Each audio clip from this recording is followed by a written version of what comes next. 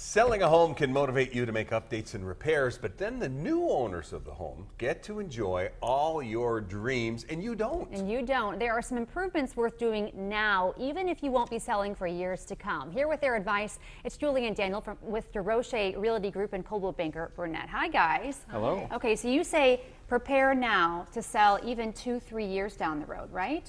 Yeah, you want to make sure you're doing the right updates. If you want to update stuff, you might as well enjoy it for a little bit before you sell the house, but you want to make sure you're doing those right things. Okay, so. Julie, you say open up spaces. What does that mean? Well, a lot of older homes have a kind of a chopped up layout. Well, the new thing is open spaces, entertaining. People like to be entertaining in the kitchen and then have access to the living room where everybody else is hanging out. So if there's a wall in between a kitchen and living room that you can take down and kind of open that space up. Is that a do-it-yourself thing, taking down a wall?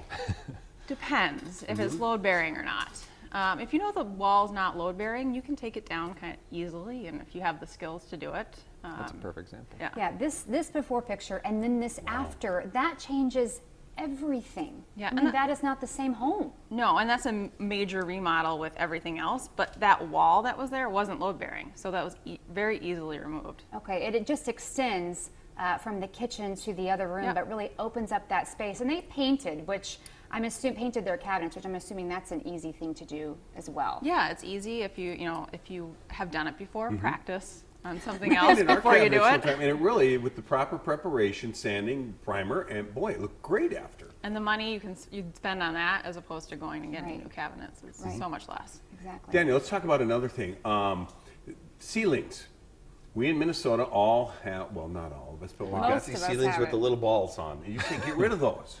Yeah, the old popcorn ceilings really kind of have to go. It's a really easy, it's a messy job, but if you get your furniture out of the way and just scrape the old popcorn right off the ceilings, oh good, we got a picture. Wow. And you can just paint right over where you've scraped it off if you're cautious, or you can do a knockdown texture or sand it down and make it smooth and just paint Why it. do they have to go? It's just really a dated look. They hold a lot of dust too, so they Yeah. really do darken the ceilings. People don't think about that, but it actually holds dust and dirt too. So it's going to make your room look bigger. You say messy, you say get up there with a scraper. Can you hire this out? Oh yeah, there's lots of people that'll be happy to do it for you, but You can hire out anything. Right. it can add up for sure. Yeah. But it is a very easy, especially in most rooms you can do one room at a time. Obviously you get into a family room or something like that connects to a kitchen, it can take a little more time, but bedrooms and stuff like that, it's literally a That 2-3 hour job. So It's the easy. idea behind that, if I ever do put it on the market, somebody's going to walk in and first impressions are important. Yep, exactly, huge. It just really lightens up the space and really updates it for very little money. Okay, going from inside to outside. Julie, you say landscaping is a big deal. Do that now. Do it, yeah, it's something that you can work on over time, which is nice. I'll recommend a lot of people maybe having a designer come out and come up with a plan for their yard, but they don't have to have a contractor do it. They can work on it over time, but at least they get a comprehensive plan of what they should do to the yard. But the big, huge thing is entertaining outside and living spaces outside has become such a fad recently, and people are really into it. So the more that you can take that inside living space and bring it outside, the more value you're going to get for the house when you do go to sell it. Because people look for that extra room. It's an extension of your indoor space, right? Yeah, and I think as Minnesotans, you're inside all winter and summer comes and everybody wants to be outside. And shopping for patio furniture, there are some really cool things now that you can really take the inside of your home and just extend it through a patio door, make it feel like a home outside as well. Yep.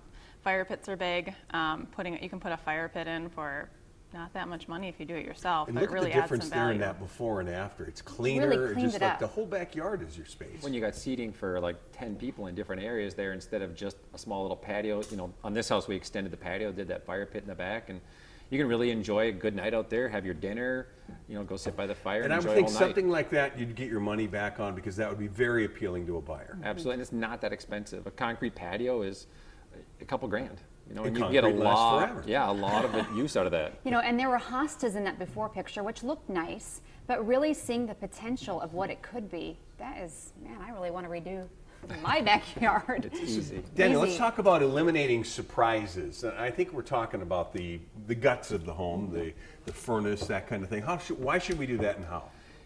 A lot of the ongoing big expenses that people have is lack of maintenance and things that they didn't know about, that when you sell your house can come back to bite you pretty hard. I've seen inspection reports come back with $10,000, $20,000, $30,000 worth of repairs that really were small things that just added up over time. And those So are deal killers. they can, yeah, absolutely. It's such a huge price. It can turn a buyer's mind off immediately, fall out of love right there at that inspection, just cancel it, or come back to you and ask for $20,000, $30,000 off, or for you to do that work. When if you start planning a few years in advance, have your furnace serviced, have somebody check your roof, have a full-blown home inspection done in advance, and then slowly pick apart those little things, do them over time. It could save you tons of headaches, tons of money, like chimneys, the outsides of chimneys, windows, making sure if it's older windows that they're just all working right and clean. And it's such easy stuff to do that will not freak out the buyer when they come to buy it in the future. You know, full disclosure, my parents actually used the DeRoches to buy a townhome, and there were little things that they found, like the ice maker didn't work. There was a faucet that dripped. That, you know, those are little things, but they were still noted, and they wanted them fixed before they signed the deal. So even little things are important too. Yeah, there's you can have a full-blown home inspection done in advance for a couple $100. There's a ton of different inspectors. You got to make sure you're using the right inspector, because some will miss a lot of the stuff.